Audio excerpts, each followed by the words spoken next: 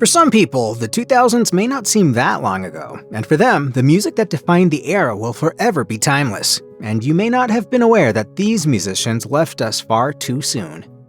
In the late 90s and early 2000s, a number of groups combined the most obvious and outward elements of hard rock and hip-hop to create the briefly but massively popular form of music called rap rock. But only Crazy Town took one of those songs to number 1 on the Billboard pop chart, 2000's Butterfly, a Red Hot Chili Peppers sampling chilled-out groove rock tune. Crazy Town never came close to the Hot 100 ever again, but the frontman who went by the name of Shifty Shellshock came to exemplify the Millennium era and its style of music in terms of appearance and vibes. Known offstage as Seth Binzer, Shellshock was found dead at his Los Angeles area home on June 24, 2024, after years of battling drug addiction. I was amazed at how screwed up my life got. Really, I was just like, wow. Rolling Stone reported that the cause of death was a drug overdose. Binzer was 49 years old. Formed in Sacramento in the late 80s, Deftones blended the anguished screaming and shredding of metal with the odd tunings, minor keys, and introspection of the alternative rock of the day. As a result, when its third full-length album, White Pony, arrived in 2000, Deftones peaked commercially. The band couldn't have done it without the haunting, gurgling bass contributed by Cheng, as heard on the signature hit singles Change in the House of Flies and Back to School Mini Maggot. In November 2008, Cheng was involved in a car accident in Santa Clara, California. Riding as a passenger, the bassist hadn't secured his seatbelt, and he was thrown from the car upon impact. Immediately paralyzed and entering a comatose state, Cheng survived but remained on life support. 2 years later, he was able to move his extremities lightly, and 2 years after that, he was discharged to home care, but his condition ultimately proved too much to overcome. In 2013, Cheng passed away from the lingering effects of the injuries he suffered in the 2008 accident at the age of 42. Sure, he destroyed the dreams of countless amateur singers throughout the decade, but Simon Cowell also knew how to mesh together the performers he approved of. The highbrow quartet Il Divo sold millions of albums across Europe and the Americas, and entertained world leaders with their dulcet and operatic voices. The four-man operation's original baritone was German-born Spanish vocalist Carlos Marin, who, in addition to vocalizing passionately and charmingly, always dressed to impress. On December 8, 2021, Marin complained of feeling extremely sick during a UK concert tour, and he was admitted to the intensive care wing at Manchester Royal Hospital. Diagnosed with COVID-19, complications from the disease ended Marin's life at just 53 years old. Picture yourself back in the early 2000s. You're out there on your Razor scooter on your way to pick up a pack of Pokemon cards when the desire for a catchy, hook-laden 70s throwback power pop song hits. So you stop and pull out your first-generation iPod and scroll your way towards Adam Schlesinger. Schlesinger was a guitarist and chief songwriter in two pop-friendly alternative rock bands, Ivy and Fountains of Wayne, the latter of which released the forever classic Stacy's Mom in 2003. In the world of Hollywood, Schlesinger also composed the theme song for the 60s rock comedy That Thing You Do, as well as tunes for Music and Lyrics, Josie and the Pussycats, and the CW musical comedy Crazy Ex-Girlfriend. He was never not sure of anything. He dove into everything in life with 100% confidence in what he was doing.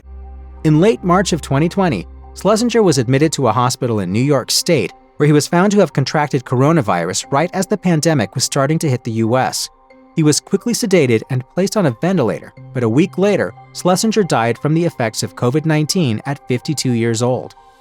Let's be honest, who of us hasn't put on Drowning Pool's Bodies at least once and screamed out life's frustrations along with lead singer Dave Williams? Tapping into the apparent frustration of the early 2000s, Drowning Pool was embraced by the metal community at large. With Williams at the helm, Drowning Pool played to the masses at Ozfest, but only a year after releasing its biggest hit with Bodies, the band lost its lead singer.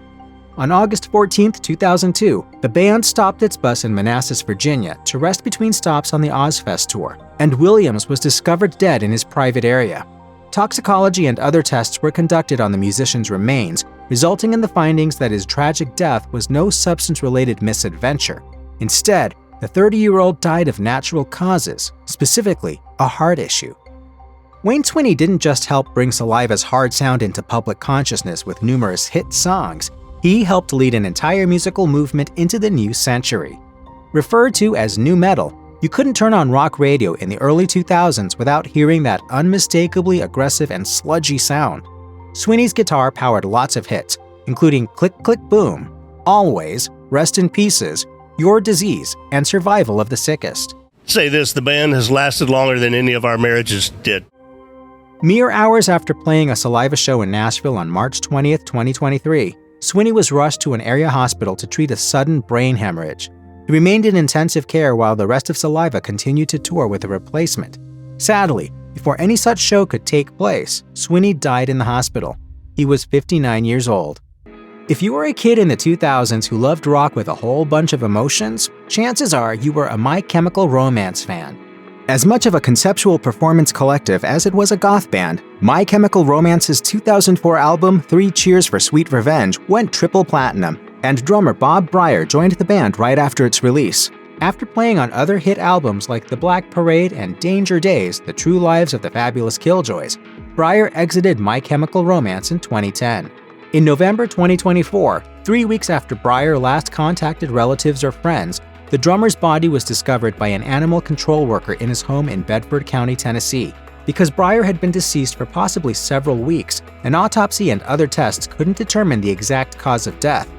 Near Bryar's body, authorities found 3 tanks of nitrous oxide, but the coroner couldn't conclusively determine if the sedative was a factor in the musician's death at age 44. This may be news for anyone out there who has only listened to the band, but Slipknot is about more than just the music. I mean, have you ever seen a show? I mean, come on. It's also a theatrical project featuring as many as 9 members at a time, all dressed in factory worker coveralls and grotesque identity-concealing masks. The musicians adopted nicknames and numbers to go along with their personas, with founding bassist Paul Gray going by the monikers of both Pig and Number 2.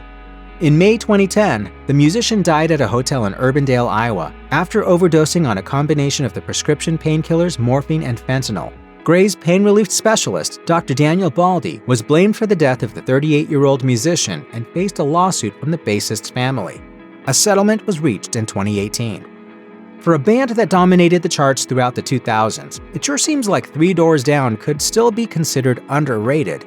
With its mixture of grunge, hard, and southern rock, the band churned out #1 hits like nobody's business.